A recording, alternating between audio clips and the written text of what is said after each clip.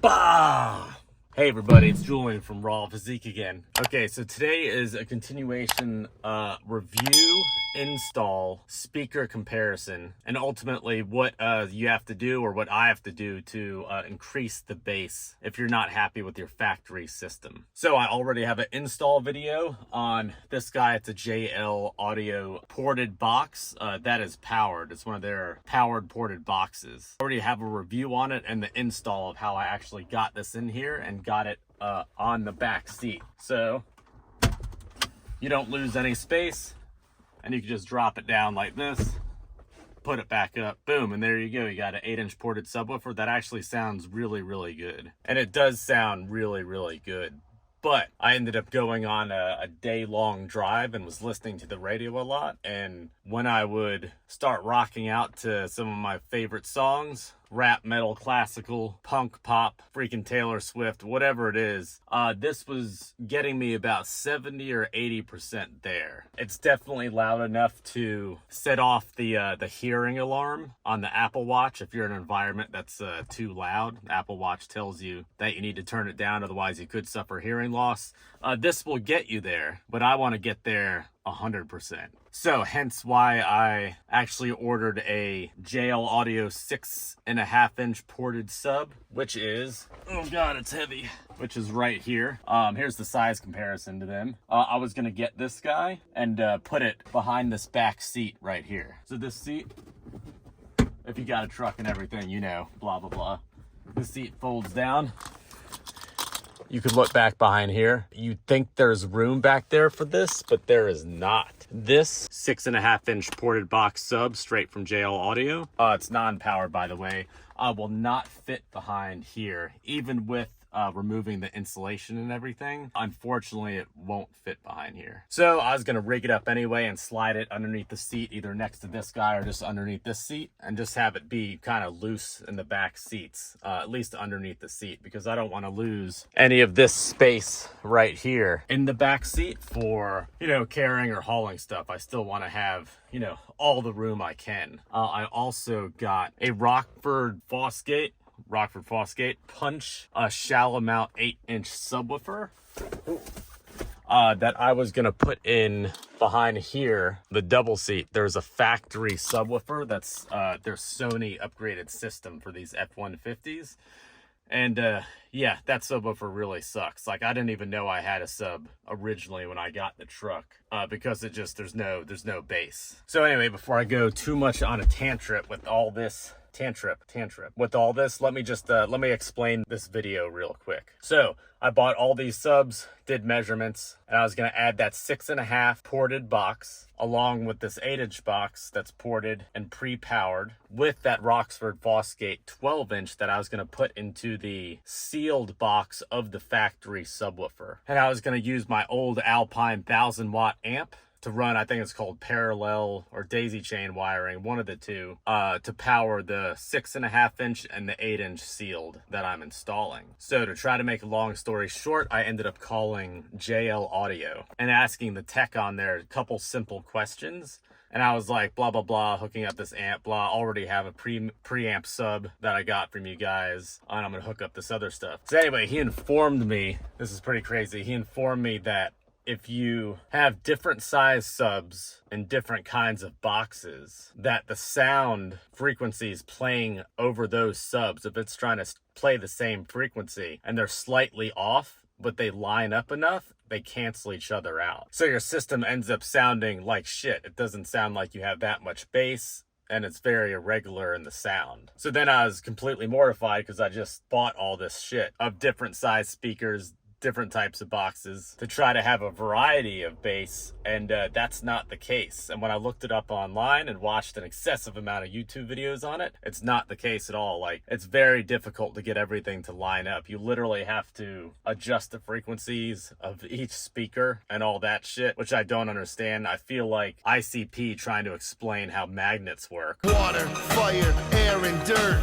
Fucking magnets, how do they work? So back to the point of this video. I'm going to install the amplifier. Then I'm going to connect it to possibly that 8-inch subwoofer, because I may have to return the Roxford Fosgate 8 that I was going to put in the sealed box and that 6.5-inch JL Audio Sub that came in the ported box. I think might have to return those if it doesn't sound good. I'm going to install everything, test it all out, run one speaker at a time. So you'll have a review for this guy. You'll have a review for this JL Audio 6.5-inch ported sub, and a review, hopefully, if I actually do it. I'm not sure if I can make it work. A review on this Roxford Punch Shallow 8-inch dual voice coil subwoofer. There it is right there. It looks pretty good. I think it looks pretty cool, but that is what I'm gonna do. And also I'm gonna hook up a 15-inch JL Audio to a ported sub and put it in the bed of the truck. I have a bed cover. I'm gonna put it in the bed of the truck. I don't have a pass-through like most people do when they actually put subwoofers in the bed of trucks. They'll have like a large square cutout to allow the bass and air to pass through into the cabin of the vehicle in order to get more sound. I don't have that, but I'm gonna see what it sounds like anyway, because that 15-inch JL Audio ported sub is insane. It's like the best subwoofer I've ever had in any of my vehicles. And I used to run 415s in my Cadillac, but it's too big to put in the back seat. So there's that. And I'm also gonna run a JL Audio 12-inch ported box subwoofer, and I'm gonna put it right here. If you can see, I'm gonna put it right here in front of that seat, and I'm gonna lay the seat down, and I should be able to lay the seat down and it just take up that floor space with the measurements I did. It looks like that should be the case, just as long as the person in the passenger seat doesn't have their seat all the way back, then it should fit there. And it would be something that if you are filling up the interior of your truck with a TV or something like that, you could just unplug the sub and you could put it in the trunk and it'd be perfectly fine. So anyway, I know that is a winded explanation for everything, but it is a lot of stuff I'm trying to do to figure out exactly how to increase the bass here without losing out on any important frequencies or having like the bass drop off or whatever and end up sounding like shit even though you have more subs. So due to me being insane and just wanting more bass, I've made my life extremely complicated for the next several hours or so trying to figure this shit out. Also, I'm going to show you how to install this right here. It is LC2 Pro. It basically connects into the factory system. If you have a factory head unit, this will connect the high wires that just run to the speakers. This will just use that signal and it'll turn it into an input signal and the sound for your, here's my Alpine amp right here. It'll turn regular speaker wire into the sound, and actually the remote wire turn off and turn on for whatever amp you're using. Some amps come pre-wired with like a high level input that you could tap directly into it, but with something like this, you could, also tap directly into the factory speaker wire, but you could do adjustments with it also. And if you just type this in, there's a lot of good tutorials on how to actually do it and set it up and everything, but I'll just give you my experience setting it up myself and see what heartache comes along with it. Oh, and it comes with a little adjuster knob. So this is what I'm going to use along with the adjuster knob I installed underneath the dashboard.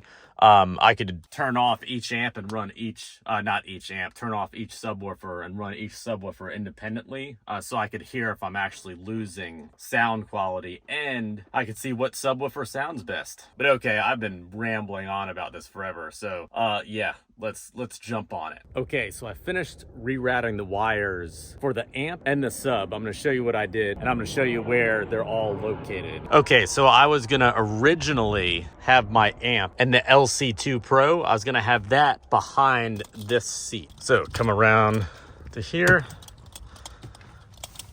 And so I was going to have everything behind here, right? And I was going to have my original sub, which is this right here. This is the factory sub from Ford, this guy. And it sits right where the amp is sitting right now. There's 3 screws holding it in.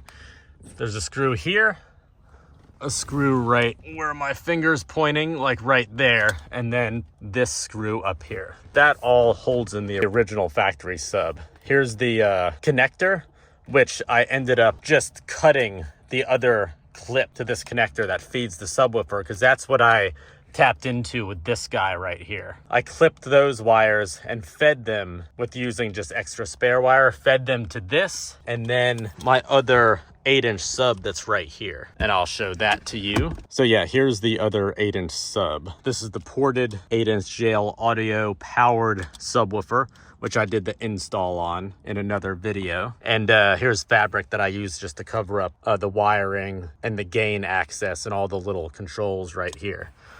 But anyway, back to this setup. Drop this. So I removed the factory subwoofer and decided to put this here in order to power whatever subwoofers I decided to put in here. So the reason that I removed the factory subwoofer was because it wouldn't properly work with the subwoofer setup. Anyway, I did not think it through, ended up ordering subs, and I ordered this punch subwoofer right here that I was going to replace this with, because this is a shitty Sony factory subwoofer. I was gonna replace it with this, and I was gonna have the amp back here power this punch sub that was gonna be in this box, and this 6-inch Ported JL Audio, because that subwoofer and this subwoofer, even though they're different sizes, they're about the same watts. So that's what I was gonna do. And then when I started installing everything, I realized that wouldn't work. And ultimately, unless you're like some audio genius who could adjust every single frequency and measure every frequency in order to make sure those wavelengths from the woofers don't match up, then it'll end up sounding like shit. And I actually tested that out. So right now I have a 12-inch JL Audio right here, which I will show you guys. Whoop.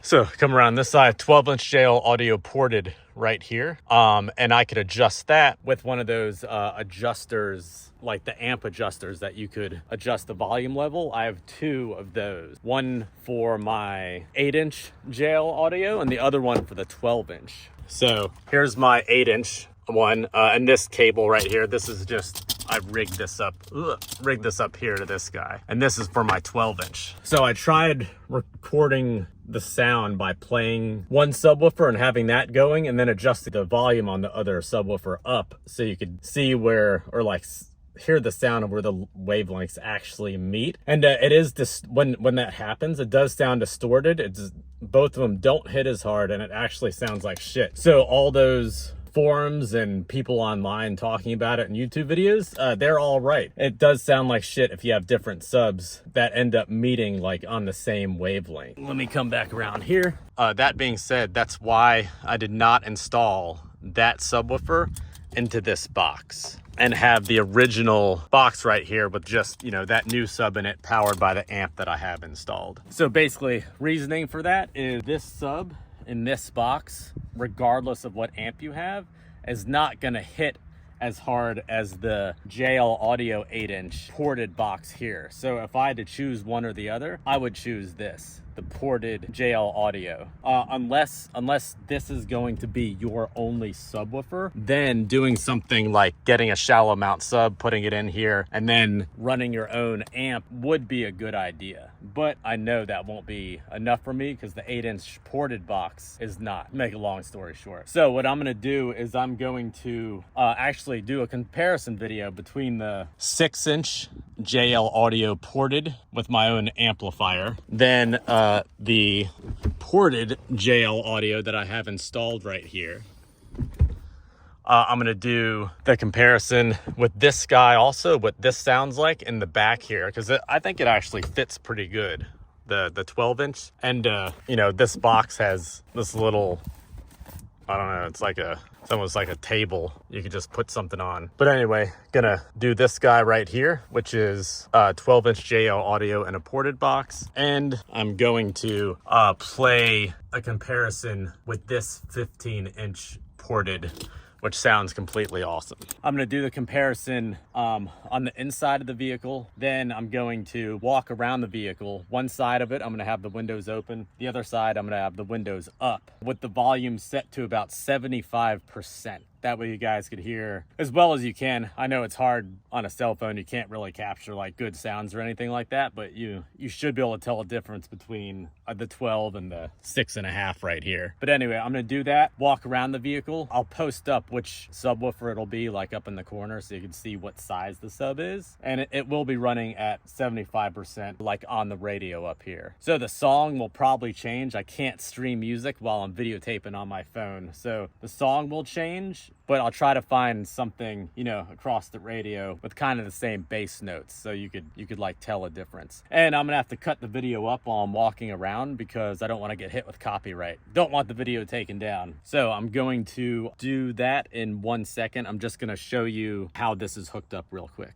Okay, so how I have it hooked up, it's hard to see. This little wire, that's what was connected to the original sub, and that's what plugged into here. Now I have it connected to all the high output wires that run to this guy and the ported 8-inch. It's just hidden in here inside of these coverings that I like using because it makes everything look a hell of a lot cleaner. As you can see, here's the sound wires, right positive, right negative, left negative. And I just zip tied the little coverings basically across everything just to make it kind of look clean. So I had to have a splitter here to have the power wire routed to the subwoofer and the ported subwoofer for the 8 that's right here. And I ran a little power wire because this needs a 12-volt power source from the vehicle itself. I did the same thing with the ground as well. And when I screwed these in, all I did was screw them into the carpet. Same thing with the amp right here and the LC2 high output converter. And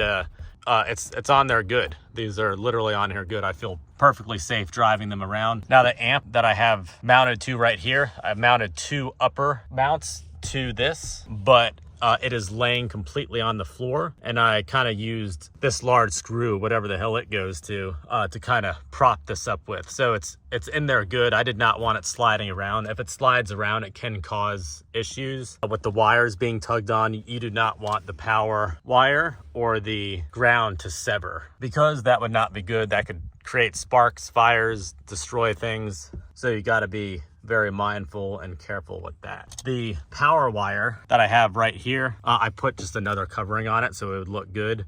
Ran the power wire back behind here, behind this guy, and cut a little hole in this just to have it plop out here. The power, the remote wire, and the ground all bound together and kind of wound up behind here, and then, you know, to the proper positive and negative wires here.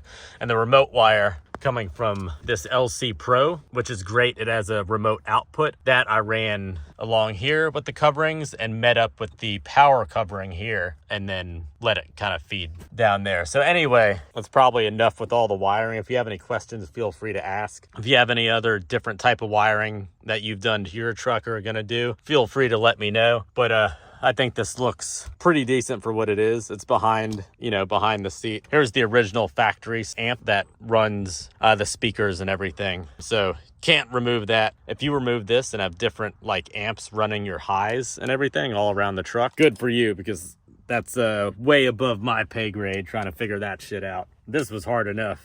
But anyway, I'm gonna get to this test. One thing I'm gonna say real quick, with the sub that I mounted to the bottom of the seat here, with the acoustics of the vehicle, with the seat down, it actually sounds better. When you have the seat up, you could hear the speaker more, and the speaker like struggling more, almost like you're powering it too much. But when it's down, you don't hear that. And I guess maybe it's getting feedback from the floor or something like that. The sound might be bouncing or helping the sub do whatever the hell it does. But make a long story short, sounds better here. So when I run the 6-inch, I'm gonna slide it under the seat as well. So 6-inch, 8-inch, 12, 15 in the trunk there. And then I'm gonna, I'll tell you which one I'm gonna keep. I'll tell you which one I'm gonna keep at the end of the video. But anyway, let me get to this. And I had to drive out to a park so I don't fucking piss off my neighbors, but I'm gonna piss off the people in the park, so I'm gonna try to do this as quick as possible. What is this crazy thing? Can't you see I'm trying to do a, come on, you crazy little spider. Technical difficulties. Let me take care of this. Come on, homie. Get yo ass, come on. Yeah. Okay, back to the review.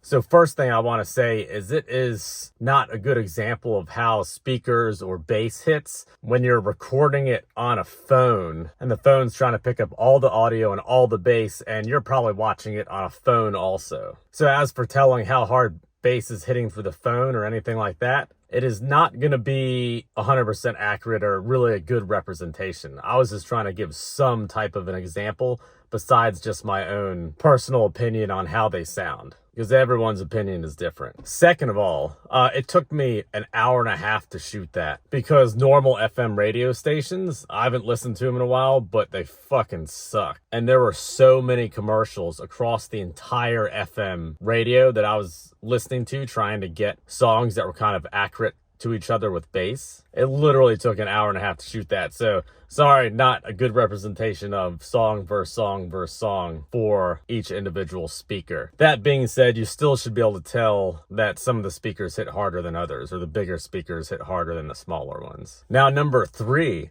when I put that 6.5 sub by itself and I started playing music, I actually had to double check. I thought it was my 12 hitting. I thought I accidentally confused the 6.5 for the 12. But no, the actual 6.5 hits like crazy. It seemed to almost hit harder than the 8.5 amplified sub I have. But it seemed like the 8 does hit slightly harder, but that 6.5 rocks. That thing is crazy. If I had like 4 6.5 subs in here, I wouldn't even worry about upgrading the system at all.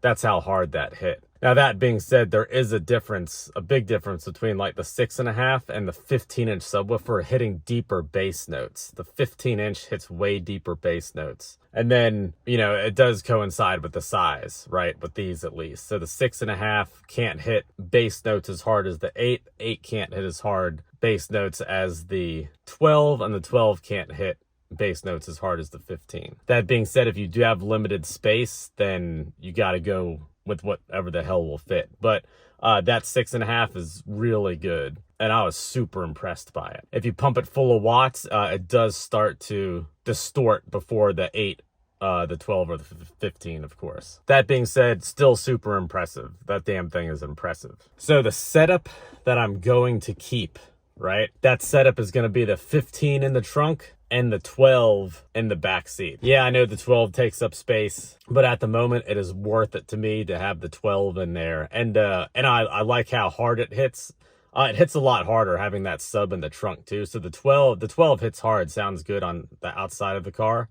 So I mean, so technically so does the 6.5 and the 8, but the 12's better. And then on the inside of the vehicle, the 12 is a hell of a lot better. So the 12 hits as hard as I want it to, but I might as well keep the 15 in the trunk because you could actually feel the vibrations of the 15 during those deep bass notes rumble through the truck and like rattle the windows and everything. So yeah, the 15 is really the way to go, but there is no small box. I can't fit the 15 in here at all. And at least with the 12 in the box that it's in, even though it's a ported box, that still leaves me the full bench seat over here. And like I could still put groceries in and there's like no issue. And if I need to, I could just unplug it and toss it in the trunk. It's no problem at all. All right, so I'm going to inject real quick and just let you guys know, I just mentioned that I'm keeping the 15 and the 12, and the whole video is basically on speakers canceling each other out, right? So with the 12 in the cabin and the 15 in the trunk, they don't cancel each other out. So I don't know if it's because they're separated from, like, one's literally on the outside of the vehicle and the other one's on the inside of the vehicle, but for whatever reason, you don't get that distortion when you have one in the trunk and then one in the cabin here. So yeah, just wanted to clarify that. I didn't in the original video, so I inserted this little clip in here, and I will get back to, where's my chicken? I will get back to the rest of this video. So I'm gonna keep the 12 in here and the 15. That's gonna be my base setup. As for the 8.5 that I mounted to the back seat, I am going to 100% keep that in there. First of all, because it was so damn hard to install. So uninstalling it would be a nightmare. And second of all, I kind of like it there. It's unique and it's cool. And if I do have the 12 just tossed in the bed, I could just pump wattage to the 15. I could just pump wattage to the 8 and then have accurate, really good bass inside of the cabin as well, without just having everything rattle. When you just have the 15 in the truck bed, you could feel it, and you could feel it through the truck, and you could sure as hell hear it on the outside of the truck. Even with like the tailgate open, you could hear it all around. But on the inside of the vehicle, if you're driving down the highway, which I tested this too, if you're driving down the highway, it is hard to hear the 15. But the deep bass notes are there, if that makes sense. If you're an audio snob, you would want the bass inside of the cabin opposed to just engulfing the cabin when you're driving, or like on the highway or something. Through the town or like under 50 miles an hour, the 15, it does really well. But then after that, probably something to do with sound waves and wind or whatever that shit is, ends up affecting how that 15 is gonna hit. I'm gonna show you real quick how I ran the speaker wire to the 15 in the bed of the truck so you guys could see that. But as for all the speakers for a subwoofer setup, they're really all good. It's just how much space do you want to sacrifice? And the more space you sacrifice, basically the deeper bass you're gonna get and the louder bass you're gonna get. That being said, even the 6.5 hits hard as shit. Okay, just in case you're thinking about putting a sub in the bed of your truck, let me just show you this real quick. Okay, so here's the 12-inch. I'm going to actually mount.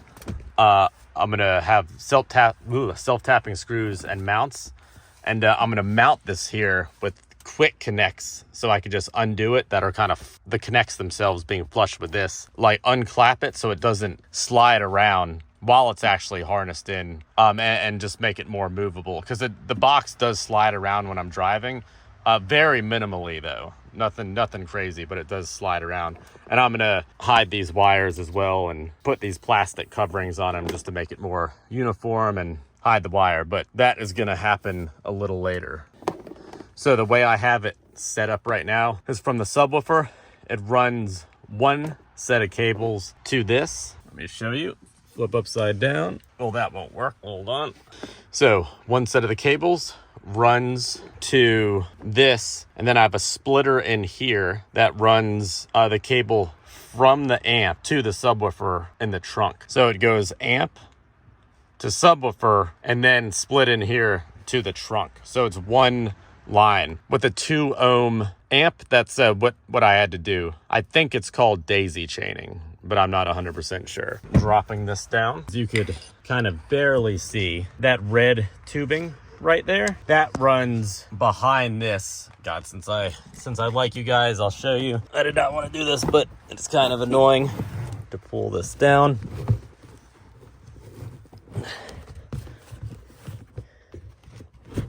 If you pull all this out, like the fabric right here from the back, this is what I got here. This is a vent for the air cabin. So this opens up, and that's literally outside. That's in between the bed of the truck and the cabin of the truck. Literally, you could put your finger on the outside of the vehicle. What I did was I fed the speaker wire through this, but that left a huge gap right here, because as you see, if I put my finger here, that lifts up. So with this fed through, it stays open. So I siliconed, oh, there's a hole right here. I need to do more siliconing, but I siliconed right there to make that gap closed off, because, you know, to me, it's fine. If that's closed off and this is open, then you're still good to go. You're still getting air in the cabin and all that good stuff. So let me take you around to the bed of the truck to show you what it looks like there. All right, climbing around to the bed of the truck. Don't mind all this madness. I'm gonna set up a jerry can, gas can holder in here somewhere. Trying to figure out where it's going. Also this, gonna probably do something with this, but hey, there's the 15. That still hits like a MF after many, many years, like a decade. Okay, if you could see, I'm gonna zoom in here. The tube right in the center, that guy, that is the speaker wire. And it literally, you could see it. Well, you could see it right there. See, that's the cab of the truck is on top, and then the bottom, that's the bed. And it literally feeds in right here. So pretty dang easy to do. That thicker tube is just drainage for the hard top cover I have. But anyway, so this is all just coiled up, and I have it just setting on the floor. I'm gonna figure a better way to mess with that as well, but I wanted to leave some length there, so if I'm hauling something, I could just like move the 15 around and still have it plugged in.